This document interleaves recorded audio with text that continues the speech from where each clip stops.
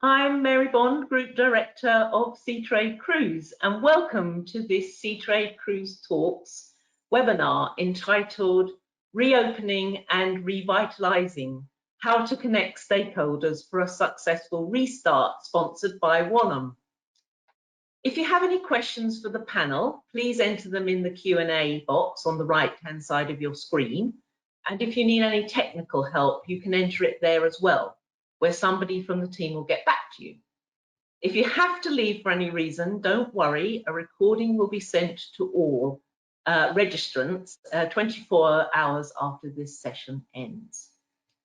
So let me start by introducing our panelists for today and ask each of them to tell us where in the world they're joining us from, and if I had a magic carpet and could take them somewhere, where ideally they'd like to be joining us from. So I'm going to start in alphabetical order. So hello, Adria Bono, Destination Management Director for Swan Hellenic. Adria. Yes, so today I'm based at home. I'm working from home. Our offices are in Monaco. And where I would like to be, maybe on a sailing boat out of French Polynesia, something like that. Very nice. I think we'd like to join you. Next, Dickson Chin, Managing Director of Wallem Ship Agency. Dickson. Hi, I'm joining you from Hong Kong. I'm in the office. We haven't really stopped working here. We've gone back to full office for some time. Where will I rather be? I think I'll stay in the region. I think Thailand. For those of you who know me, I've spent a couple of years in Thailand with Wallem, but as a country where you can drive a few hours out of the metropolitan Bangkok, you could be up in Chiang Mai, Chiang Rai in a couple of days' time, and then you could be in anywhere really, Phuket down south on the beach or up in the elephant orphanage up north. So I think that's where I'd rather be. Okay, well, I wouldn't mind joining you there also. So thanks for that, and thanks for joining us today. And now, Adam Sharp, let me introduce you. You're the Director of International Destination Development at Royal Caribbean Group. Adam, welcome. Thank you very much. It's a pleasure to be here. I am joining you, as everybody can see, from home. I'm living up in northern Norway, inside the Arctic Circle. Where would I rather be? I would have to say at this point in time, having lived a life, an experience of 2012, the Olympic Games, I would love to be in Japan in the build-up to their Olympic Games. I'm confident they're going ahead, and I would love to be experiencing, as you know, Mary, also happening in the UK, it's a great experience, that build-up to the Olympic Games. Great. All right then, Adam, I'm sure our next panelist would like to see you there, but welcome finally to Yutaka, Yasunaga, and he is the Senior Advisor for Cruise Marketing for the Port and Harbour Bureau of the city of Yokohama. Yutaka-san, welcome. Oh, thank you very much, Mary, and hi everybody. I'm at home in Yokohama, and this is already 7 o'clock in the evening. Therefore, where I want to be, I would like to be somewhere in a hot spring in Japan, and taking a bath at this point of time right now. So that's what I would like to be, and I'm kind of a very domestic guy. So that's what I mean. Yeah. Thank you very much. Well, I would just like to add, I would love to be on a panel with all of you in a live event, but hey, we have the next best thing. So thank you for joining us today. Thank you to the audience for also listening in, and let's crack on. The dream of cruise ships sailing around the globe carrying paying passengers is starting slowly to become a reality in some locations, and at least within near vision in others, which is both encouraging and exciting for after such a long wait. Some countries and regions are further ahead than others in their resumption journey, and we can perhaps touch on that with our panelists in a moment, as we have experience from around the world represented with us today. What are we also observing and learning is that the restart of cruising is throwing some challenges. related to health and safety regulations in different countries and jurisdictions, different approaches from governments on kickstarting international tourism in general, and then subsequently cruise as part of that, and different adaptations of requirements by cruise lines regarding vaccines, testing for both passengers and crew, etc. We hope to address some of these issues today and discuss what we can learn from those who have successfully restarted. So without further ado, I'm going to start by asking you first, Dickson, if I may, to give us a brief update on cruising's resumption from Hong Kong and prospects from mainland China. Yes, thank you, Mary. Well, we're very, very excited here in Hong Kong for sure. You know, after close to 15 months of suspension here, we are finally getting back into business.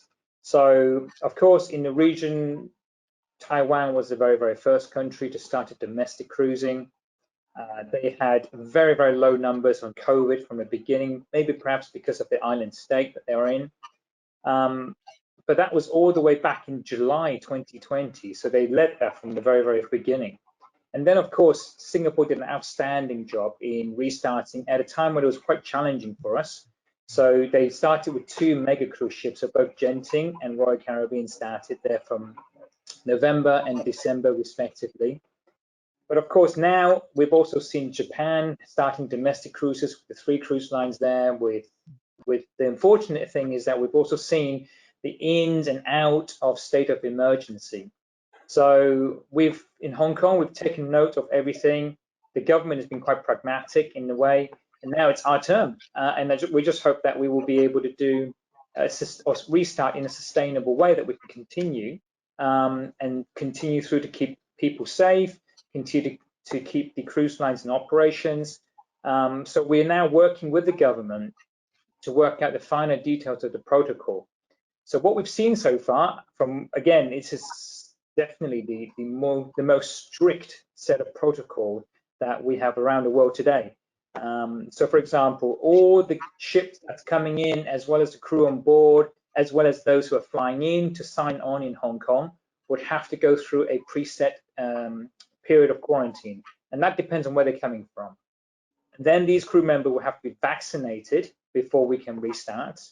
And then these crew members who have been vaccinated would have to be tested every 14 days for those who can take the vaccine.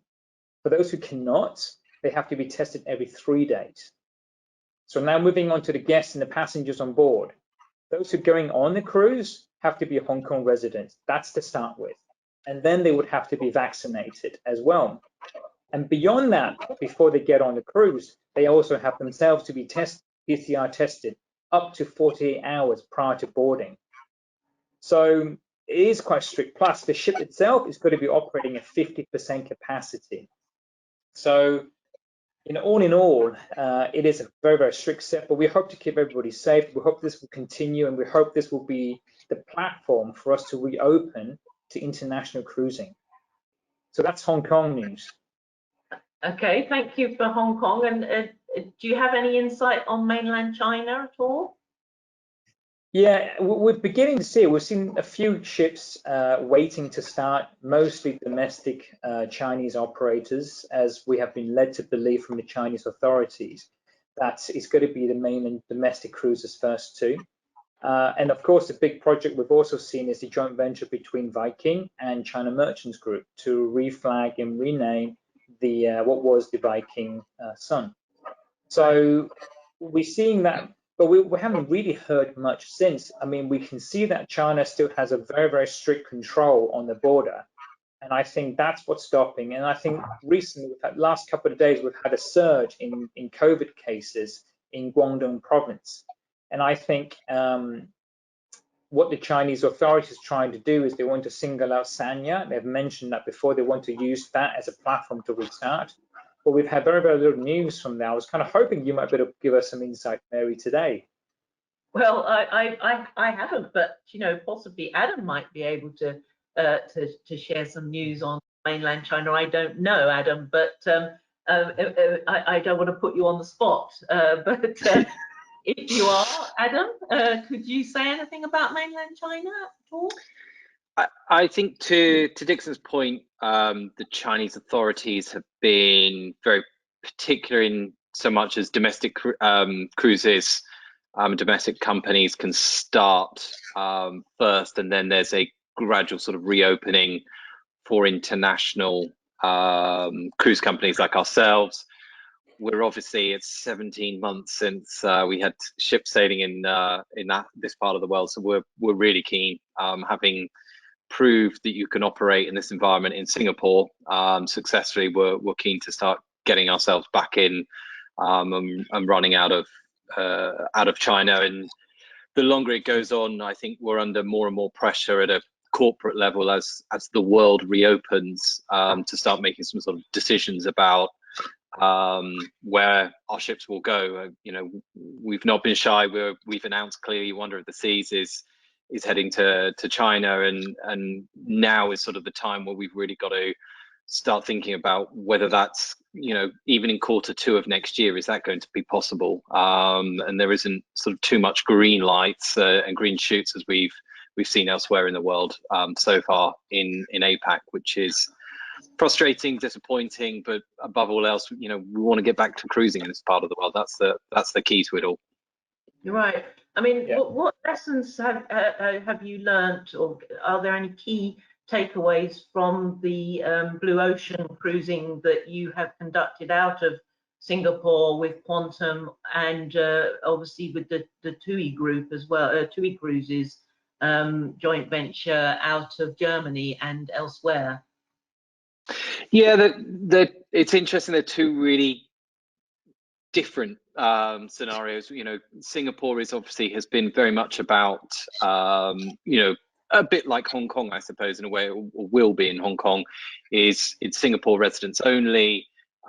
We've been operating at, you know, 50 odd cruises now, 65,000 guests since December. And we've proved you can work in an environment where the vaccine doesn't exist.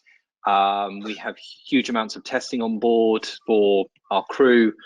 They're tested every 7 days. There's no intermingling between the working groups. So, you know, hotels stay within hotel, engines stay within their engine groups.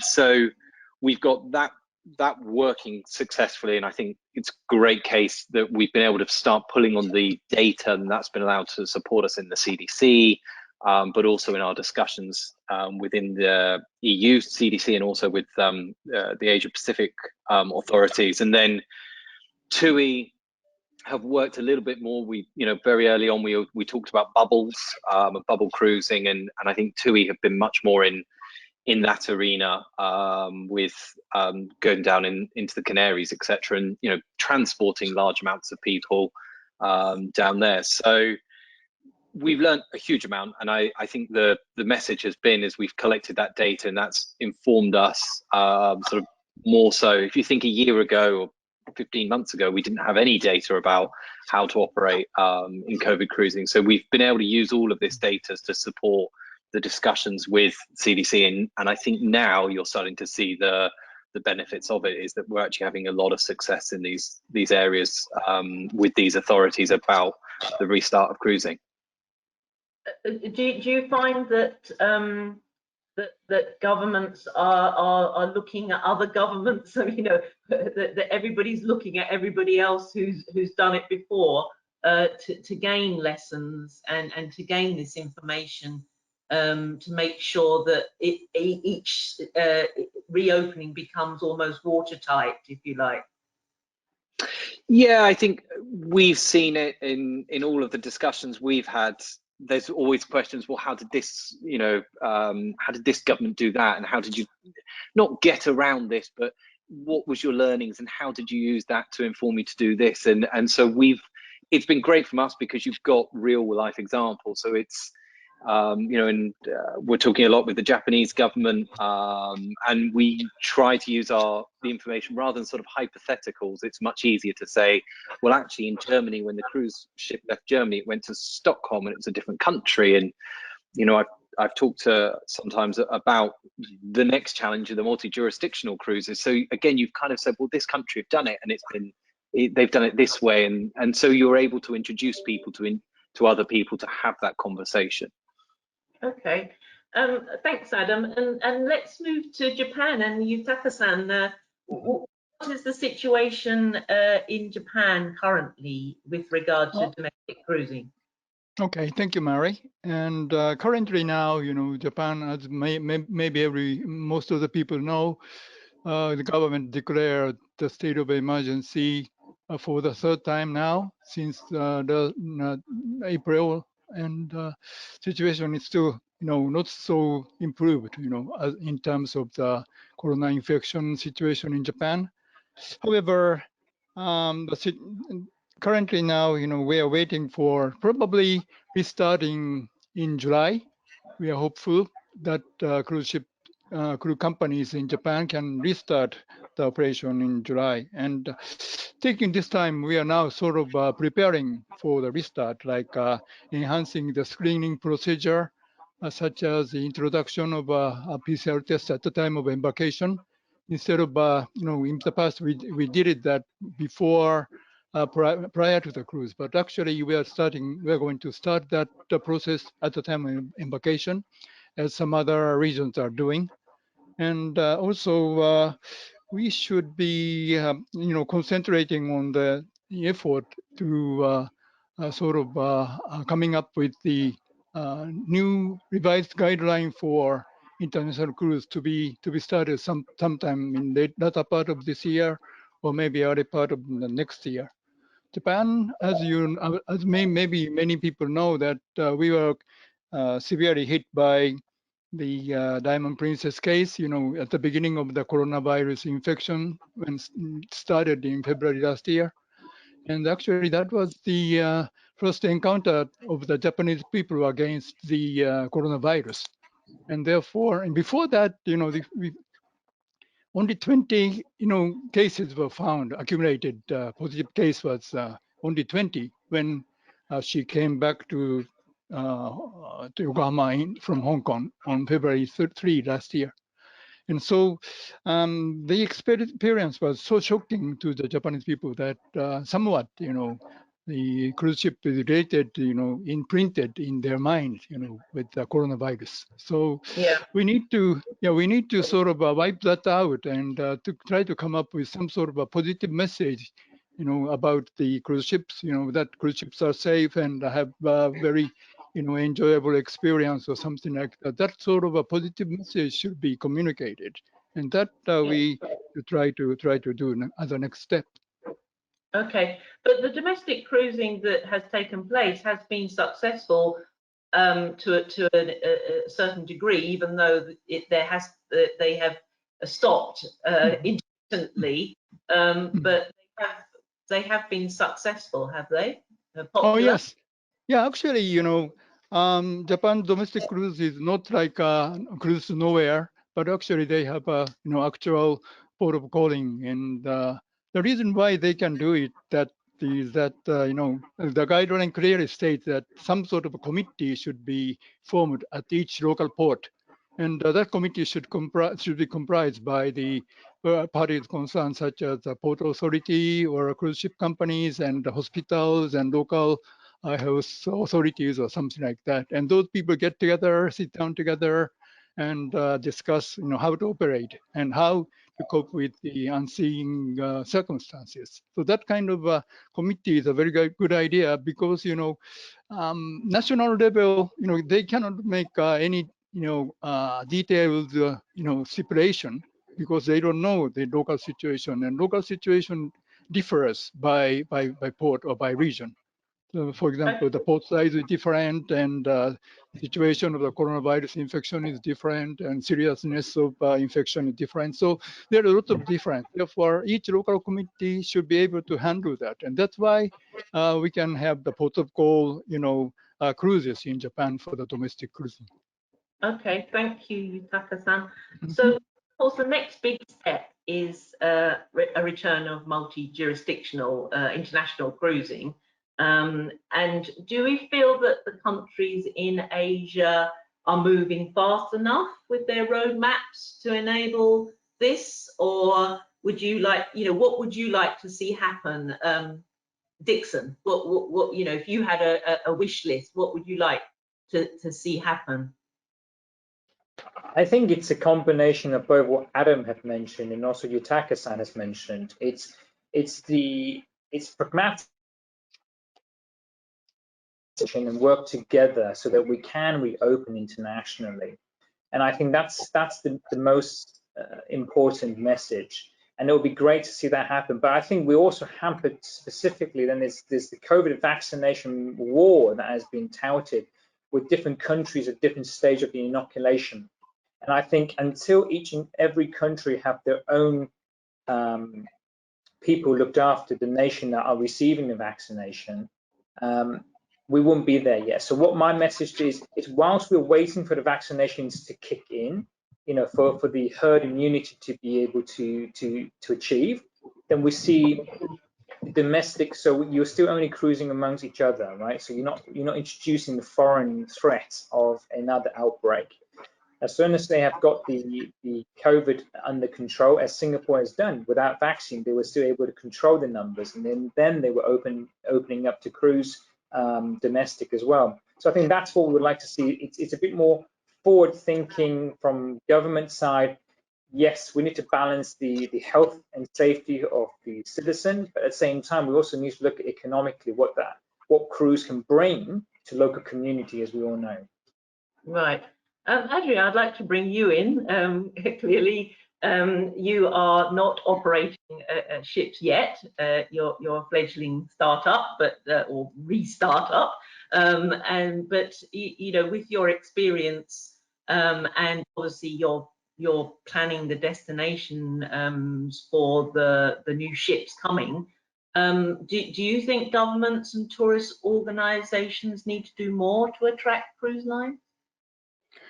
Well, yes, for us it will be a start, not a restart. So it will be, let's say, quite easy for us this period. And what the government should do above all in the future is to help promoting new ports, new destinations. This was always the case in the discussion in the past for overcrowding, but now more than ever, I think it's a very important point to develop. So they need to help and improve the infrastructure in certain destinations, because we need to make sure that we really avoid overcrowding venues above all now. And if I think of the specific moment we are in, the government really need to help also the cruise line in grant a smooth check of safety and health of our guests. So we need to make sure that everything is in place to make sure that the regulations are followed also locally. And all the regulations should also try to be standardized in a way, because I guess that in every country a ship will sail, we will find different measures and different protocols. So it's very challenging to adapt and to follow all of them. Yeah, I mean, for your group, obviously international, multi-branded, that must be a huge challenge now, working out the different, keeping on track even of what's happening in every different jurisdiction that you are planning to return to. Yes, I think, I mean, for us, we try to wait and see, because there is so much uncertainty yet around. Like, we will start in Antarctica, and still the situation of Argentina is still uncertain. We don't know if the border will be reopened, if they will decide to operate anyway in Antarctica and out from Ushuaia, even if the border will remain closed. But yes, and the government what they should have done in the past is to help more all the organizations working in tourism, because not all the governments reacted the same way. So I heard that a lot of business had to close because they didn't get any financial helps from government. And also, yes, in the future, we would like to see less taxes, because this will bring an increase in rates everywhere. And I want to bring up an example that involved Yutaka-san. So this is a very good example. Like, this port is bringing incentives for the cruise lines, reducing the port expenses. If we use the hotels in Yokohama, and if we run tours in Yokohama. So I think this is also giving an incentive to the cruise line is a good way to attract us. You're talking about incentives or something like that? Yes. Mm-hmm. I think that, you know, it is a very delicate question. I think that therefore maybe we should discuss, you know, personally. And but anyhow, you know, monetary incentive is one thing, but I think that, you know, trying to attract, you know, passengers, you know, and as a city, you know, is very important. And Yokohama is in the process of making some sort of, you know, welcoming atmosphere. And one of the such program is a cruise friendly program. We introduced this program from the Var province in France. And I learned that the program at the Seatrade global event, you know, back in 2017. And so, you know, we are trying to welcome all the passengers, you know, coming from out of the ship and try to attract them, you know, as much as possible. And staying in Yokohama, I think they will have a very, you know, very good experience, and I hope. And so, Sure. Thank you. Yep. I see questions come in from the audience, and I'd like to pose this one to you, Adam, first, please. What is the feeling of the panelists regarding vaccine passports as a necessary condition for reopening? Don't ask the Florida senator, I suppose. I think you have to take it on a case-by-case basis. It's at the end of the day, I think we've proved in Singapore it's not vital. You can operate, you know, successfully. We do, and you know, we've had it on TUI, we've had it on TUI cruises, and also in our products in Singapore. You can operate even with getting a COVID case on board. And actually what we've been able to demonstrate is the fact that the protocols work. So yes, vaccine passports are good, but then it goes back to Dickson's earlier point, you know, you've got to have people who are vaccinated first to have vaccine passports. So there's clearly jurisdictions, the UK, Israel, the US that are doing well. Germany's catching up. I saw figures this week regarding the number of vaccinations. So yes, great, but you've really got to have vaccines in place in order to make that work. It's not the solution. I think it's you know, it's an opportunity if it presents itself, but it's certainly not the longer term solution.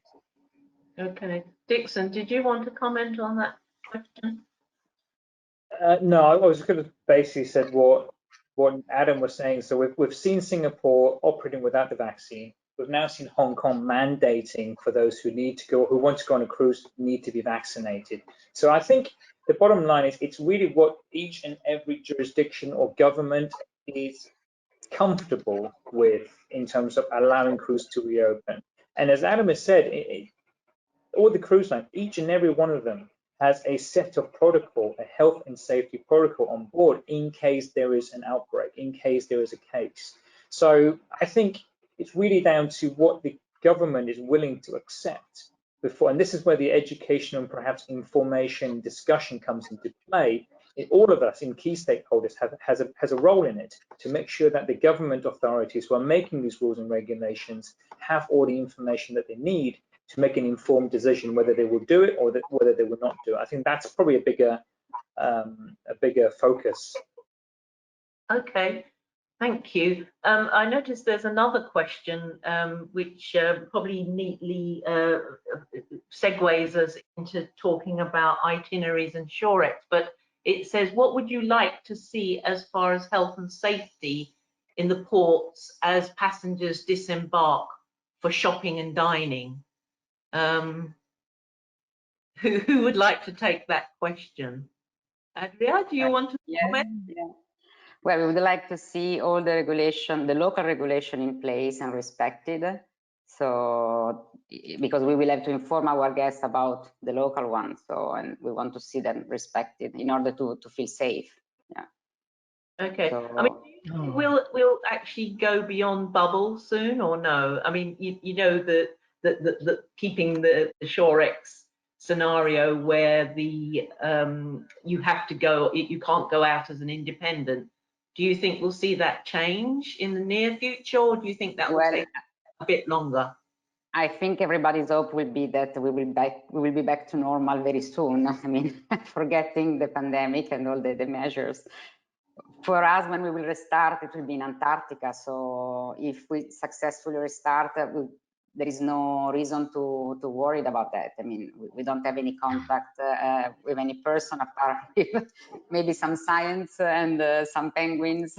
So I don't see any problem. And also our style of shore excursion will be more in open air and active, so kayaking, snorkeling in the tropical regions. And yeah, I see at the beginning, I mean, if we think about the classic destination, for sure the occupancy of the vehicle should be reduced as much as it's possible.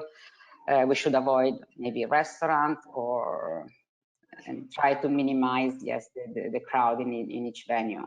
So the tour operator itself needs to work very hard in planning carefully the flow of guests.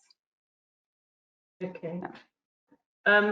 Yutaka-san, do you think that itinerary planning in Shorex will look different in the future? Well, I don't think so. Well, if the vaccination, progresses and most of the people get the vaccination and eventually get the herd immunity in the community, there should be, no need to, keep the bubble, any longer. But, that day, when will that day would come? It depends on each country. Therefore, each port situation is different. Therefore, I think that each, every cruise company has to try to know where is a safe place and where is not a safe place, and design their Shorex and tours in a way to fit to the each destination. So that's the way for the time being Shorex should be handled. And in case of Japan, for the domestic cruise in Japan, I don't know the exact reason why, but we are not trying to form a bubble for the Japanese passengers, when they come to the port of call, destinations, I mean. And therefore, in case of Japan, the absolute number of the coronavirus case is very small, relatively small, smaller, maybe 2 digits smaller than other Western countries. And the biggest problem of Japan in terms of corona is the overloading situation of the infrastructure, medical infrastructure. And so not the absolute number of the corona case. And so I think that the chance of getting the virus, exposure in Japan is relatively smaller than the other countries, I guess. That's why Japan domestic cruise are not taking the bubble tours, or excursions. But anyhow, situation are different by country, and therefore, when we think about opening up the resumption of international cruise in Asia as a region, maybe we need to have more coordinated effort by the ports concerned, so that when some unexpected situation happens, there should be some sort of willingness of cooperation to each other to respond to unforeseen situation. And all the ports in Asia region should be sort of making some partnership and cooperation. That's what I thought. Yeah, okay, that's a good point, particularly from the experience we saw last year. It would be good, but I fear that it's going to be very difficult to have global regulations. There's just so many different nuances within countries, regions, and everybody's at a different stage in their roadmap. But let's see. There has been another question. Documentations may become even more important than vaccines. How do cruise lines handle different sets and standards of corona certificates from different parts of the world? I mean, Adam, you're a multinational group. aiming to carry passengers from over 100 countries, I believe, on certain cruises in the past. You know, how are you going to manage that? It becomes but another process, and I think, you know, the beauty of this industry has been you know, we're floating assets, and one day we can be in Singapore and the following day in Malaysia.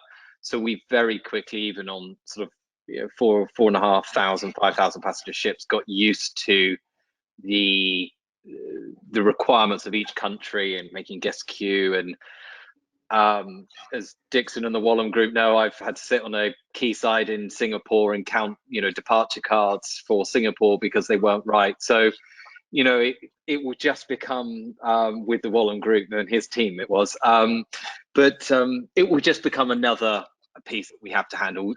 The hope is that eventually it disappears, but, you know, it doesn't ever, you know, we've got to face up to a new world, you know, the UK being outside of the European Union, and what does that do for paperwork for ships sailing in and out? So, you know, it is just yet another piece of paperwork that we will have to handle as a business, and we'll find a way. And the guests, I think, fortunately, are always, you know, understanding of the situation. This more so than I think anything before it. Okay. I mean, Dickson, do you think that the right infrastructure, both hard and soft, is in place? Is it in place to ensure a successful restart, or do you see other challenges to overcome? I think we're all still learning. I mean, I know we're a year and a half into the fight against COVID, but we are all still learning. I mean, every day there seems to be new mutation or a new strain of the virus coming through. But I think, you know, if you look back, there's always room for improvement. But I think we've done an outstanding job as a global sort of citizen in developing the vaccines, taking that on board, distributing it without borders. And right now, and this second to what cruise is all about, is we're traveling in a vessel borderless all around the world. And I think, yes, there's always going to be those who are going to be a bit more skeptical. But yes, if you look at the booking, how strong the bookings have been, you know, on cruise resuming, I think that is a testament on its own. And yes, the cruise industry is resilient. But I think do I see the infrastructure in place? I mean, the hardware, as we've seen in terms of terminal buildings and all of that, it's already come a long, long way in the last 10, 15 years, certainly for Asia. I think, and Adam can attest to that too, from all the projects that the Royal Caribbean Group have been looking at, not just here in this part of the world, but globally. And I think, don't forget, the ships are also getting jazzier and sexier and more modern and more sophisticated. So they themselves actually need perhaps lesser dependent on the hardware ashore. I mean, from what I read, some of the new ships coming through, they even got their own submarines to go into the underwater world. So, you know, it's a completely new ball game altogether. But going back to Adria's point earlier, I think the demand in terms of looking for new destination is more important than ever. COVID seems to, or appears to have, instilled a fear of crowd amongst all of us. And all of a sudden, when you're looking at ships starting to operate at 50% capacity, you know, that automatically drives a demand for new ports or lesser crowd.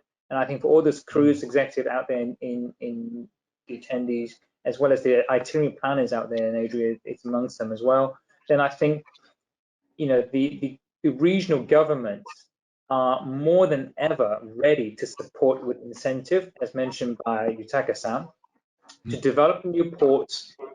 We are starting to see the second tier ports, not just the marquee, perhaps the smaller ports that were previously overshadowed by these better known ports are coming into the limelight. Exactly. Thank you, Dickson. And Adria, I'd like to bring you back in. I mean, what would be your recommendation to some of these smaller, lesser known ports on what they would need to do. You know, what would you like to see them do as a cruise line itinerary and destination planner? Well, ideally will be to have a lot of information ready for us in terms of, the infrastructure, what we can see around the port for our call. And this is what we are doing right now with Swan Hellenic. I mean, as all other cruise line, I think everybody's working on different plans because we need to be ready of various options. So we are really approaching all the destination and thus for any kind of new ports, new landing that we can explore with all the, the material we need, picture, description, and yes, the logistic that we have to put in place. So we need to reach out us or the tour operator or the port agents, really trying to promote the destination with material. Yeah. Okay, I mean, Adam, you've obviously got mainly larger ships, although you obviously have the Silver Sea in your portfolio, but is there opportunities for smaller ports and lesser known ports, do you think, going forward? Yeah, I mean, I think if anything, the last year has taught us, and you know, Mary, I mean, for many a year we've been talking about this impending sort of crisis that was coming. The shipyards are full. We're growing at, you know, an X% per annum as an industry. That, you know, the first thing to say is that hasn't disappeared. None of us as cruise lines have cancelled ship orders. All of us have typically delayed them, but none of us have certainly cancelled the previously announced ones. So what we were, you know, those issues that we were talking about potentially arriving in 2028, really are, you know, may have, the horizon's been pushed out sort of into 2032, but they are still coming. And I think that, you know, what I've learned so far is actually Royal is taking quite a pragmatic view, is the fact that, you know, we're still growing a destination development team, is the fact that these issues are still going to exist. So we're still trying to work with all of the destinations, looking at, you know, holistically, how can we grow the second tier destinations into sort of being able to attract larger ships, and, you know, going beyond just physically the pier. You know, historically that was our job. Let's make sure the pier's there and a small terminal, we're done. But really moving into a world which is, how can the destination itself cope with larger ships? We've got Oasis class in this region, it's coming, and so we've got to make sure, you know, the work we're doing in Kumamoto. We've built our own terminal in Japan, and we're anxiously waiting for the day Wonder of the Seas can show up in Yasunaga port, and everybody gets to enjoy seeing an Oasis class in Asia. Something, you know, 10 years ago we didn't even think would ever happen. Okay, thank you. Yutaka-san, do you think, I mean, you represent a large port, a bigger marquee port in Yokohama, but is there opportunities for lesser known ports in Japan to come more to the fore? Definitely. You know, there are lots of ports in Japan, and actually, you know, there is an organization called Japan Cruise Port Association, and the membership is 142 ports. So there are literally more than 140 ports, you know, in Japan that can cater to the cruise needs. And actually, you know, the Japanese cruise is mainly, you know, done on the western part of Japan at this point of time, you know, because it is very, very close to the China, and China can make some sort of one night to stop at Okinawa or something like that. That is very convenient. But I think that, you know, northeast part of Japan is also very beautiful. Therefore, there are lots of ports that are not so popular at this point of time, but can become a very attractive destination in the future.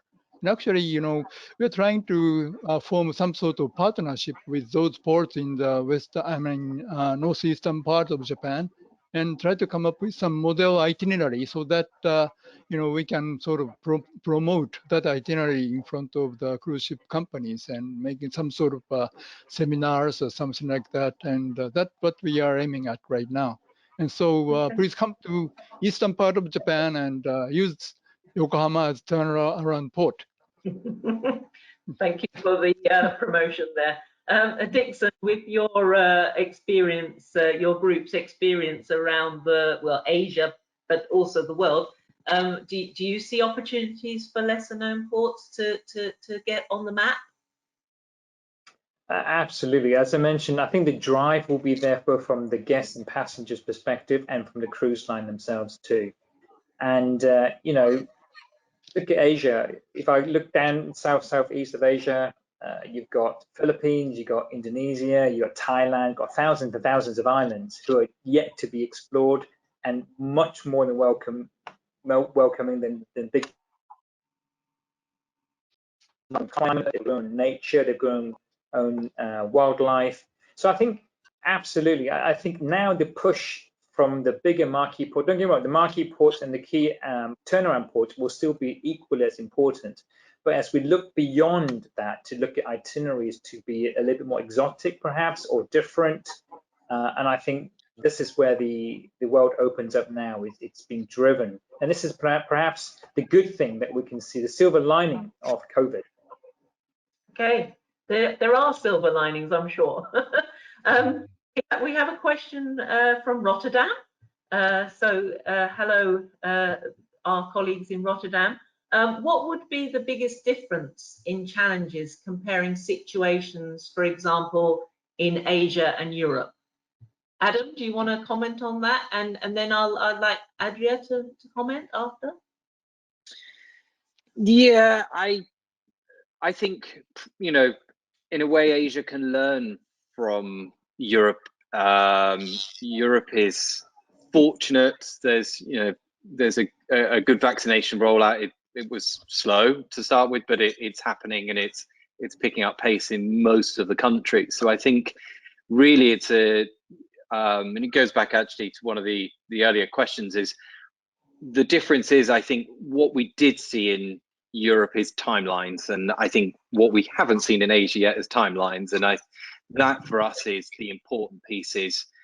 Is Europe has been quite good at laying out the protocol that says if we as a country reach this stage, then cruising can start. If you're in the UK, you know pubs were opened at a certain stage, and I think that's the bit really that we haven't seen so much now from Asia is a timeline, not so much we will start cruising on October the 1st if everything is well, but more so as long as these areas and these things are overcome, this is when we would expect there may be a 2-week delay or a 3-week delay if things don't happen, but ultimately this is the pathway to resolution. And I think that for me has been the big difference, that you've seen Europe CDC really step up and own that area, which first off we weren't entirely sure if they were going to, but they really have stepped up and sort of helped the industry and tourism in general at that stage.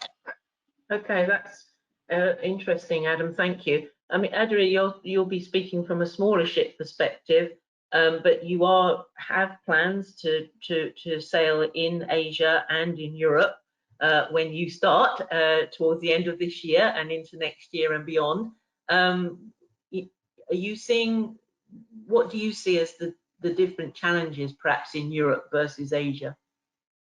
Well, also the vaccination rate is completely different. You know? I mean, in Europe, we already reached a very high level, which is not the case in Asia so far. But I mean, I hope that by the time we will be there, the situation will be changed.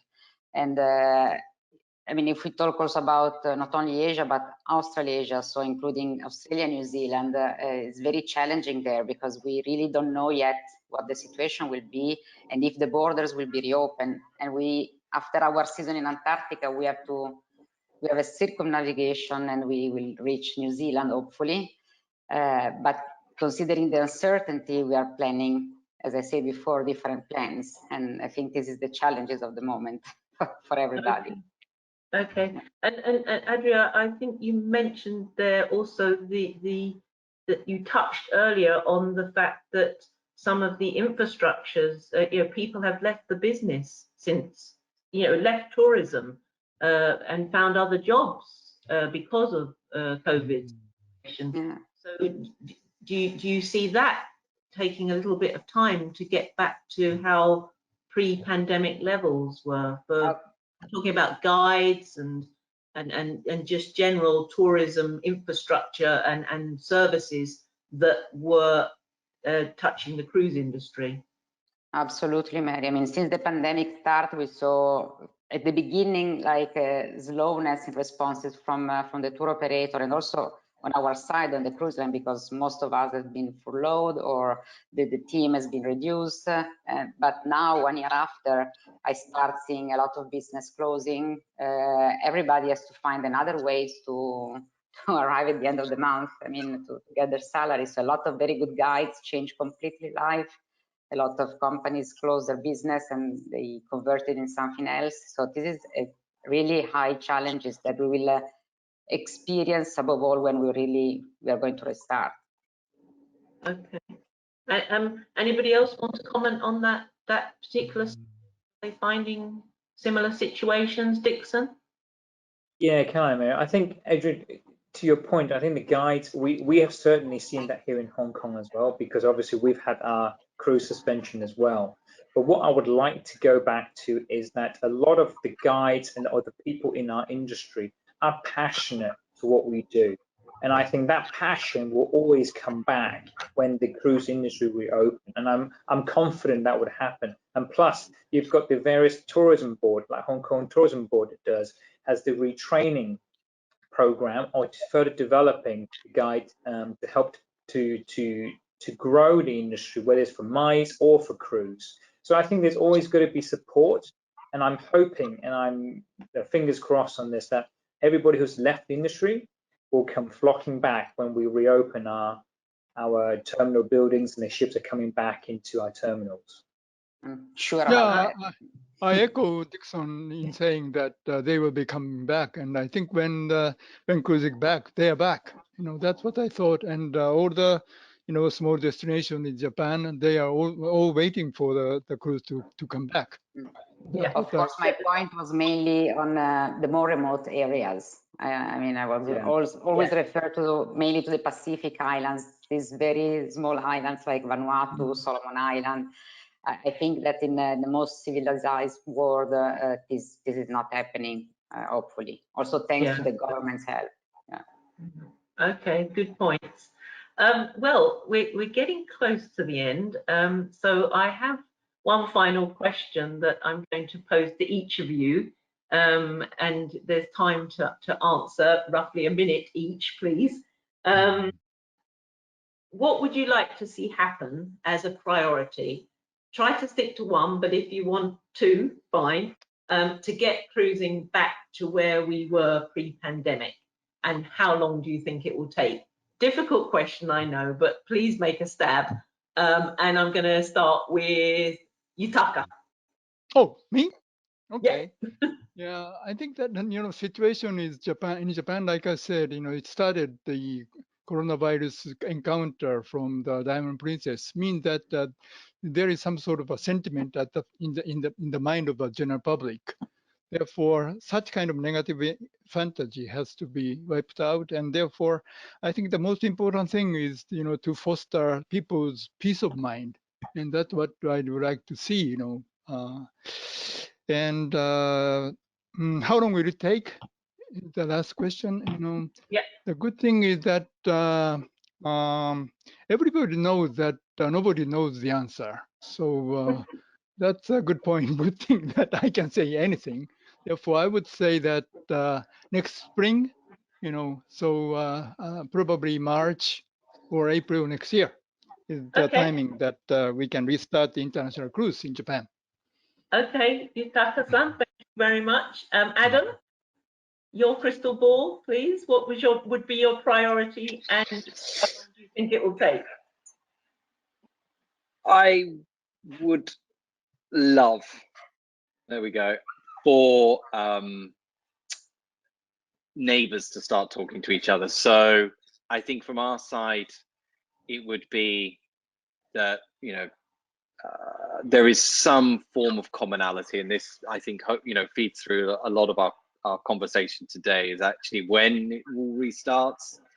the thought of multi-jurisdictional cruising in Asia. It's already a tough world to operate multi-jurisdictional cruises, so it's going to get tougher. So I would love as a priority for neighbors to talk to each other and actually work on some form of world that each, there is some sharing of information and commonality between paperwork. So if they could start tomorrow and be ready very quickly, I would be a happy person. Okay, so you're not going to say when then? I'm not going to. I will leave that to the powers that be. Okay, very diplomatic. Adria, what do you have to say as your priority?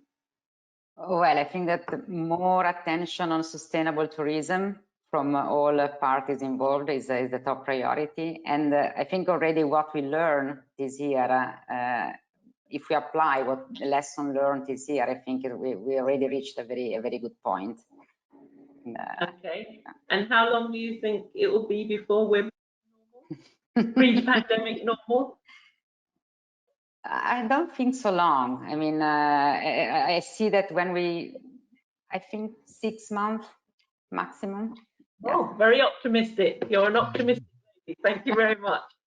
And Dickson, you have the final floor to say what your priorities are and how long. Thank you, Mary. Well, the priority would definitely be an appeal to all the governments to take a pragmatic approach to reopening cruising. And as we have seen and we continue to see, a domestic cruise or cruise to nowhere is a safe way to reopen. But I implore everybody to engage all key stakeholders in the discussion to make it a realistic set of protocol that everybody can go by.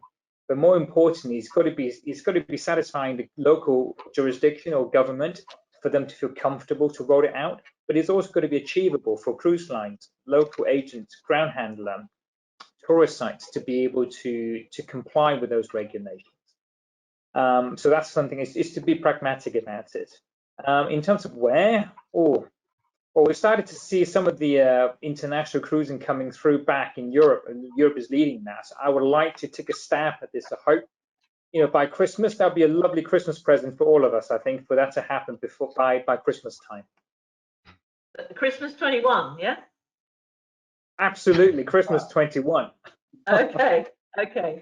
Well, listen, thank you all, Adria, Dickson, Adam, and Yutaka-san, for sharing your insights, your experience, your knowledge today. We really enjoyed it. That hour just flew past, and for me anyway. And special thanks to our sponsor, Wallem, and special thanks for our audience for joining us. Hope you enjoyed it, and hope to see you all soon face to face. And in the meantime, take care and stay safe. Bye-bye. Thank you, Mary. Thank you. Thank you. Bye-bye. Mary.